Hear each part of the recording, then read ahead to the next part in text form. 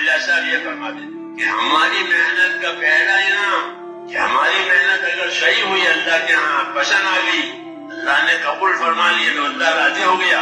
تو پہلا انعام کام کرنے والوں کا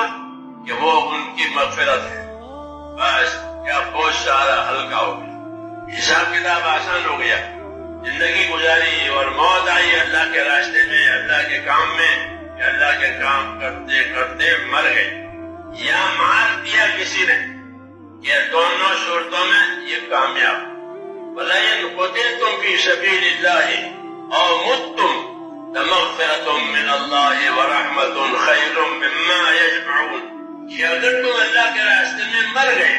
یا مارے گئے اللہ کے راستے میں دونوں صورتوں میں لَمَغْفِرَةٌ مِّنَ اللَّهِ وَرَحْمَةٌ خَيْرٌ مِّمَّا يَجْمَعُونَ اللہ کے راستے کی موت آ گئی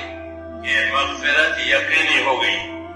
لام تاکید ہے لَمَغْفِرَةٌ مِّنَ اللَّهِ وَرَحْمَةٌ خَيْرٌ مِّمَّا يَجْمَعُونَ کہ البتہ یہ بات ہوگی کہ ایک تو مغفرت ملے گی کہ گناہ معاف ہے اللہ کے راستے کی موت سے یہ بھی ایک قسم کی شہادت ہے شہادت کا اثر یہی ہے کہ اس سے سارے گناہ معاف اس لیے سب سے زیادہ ثواب شہادت کا ہے دین کے راستے میں شہادت اللہ کے راستے میں جان گئی کہ اس کا ثواب سب سے زیادہ ہے دوسرے نمبر میں سب سے زیادہ ثواب اللہ کے راستے میں لوگوں کی خدمت کرے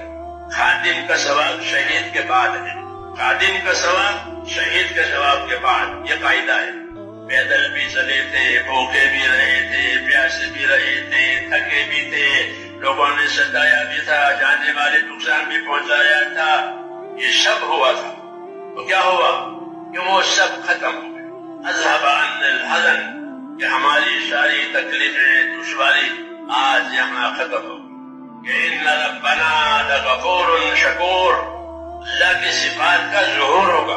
کہ ان ربنا لغفور شکور یوں کہے گا آخرت میں مومن کو اللہ کی معرفت ہو جائے گی اللہ کو اس کی شان شفا سے پہچانے گا اپنے ایمان کے بقدر تو یوں کہے گا ان ربنا لغفور شکور ہمارا پالنے والا پروردگار تو بہت معاف کرنے والا ہے ہماری ساری غلطیاں عمر بھر کی معاف ہو گئی اور جو نیکیاں کی تھی جو تابعداری کی تھی جو قربانیاں دی تھی اللہ نے ان کی خوب قدر کی ہے کہ اللہ قدردان ہے اللہ بندے کی نیکیوں کی قدر کرتے اس لیے حدیث میں ہے یاد رکھو کسی نیکی کو بھی ہلکا نہ سمجھو کہ اللہ کے ہاں تمہاری نیکیوں کی بہت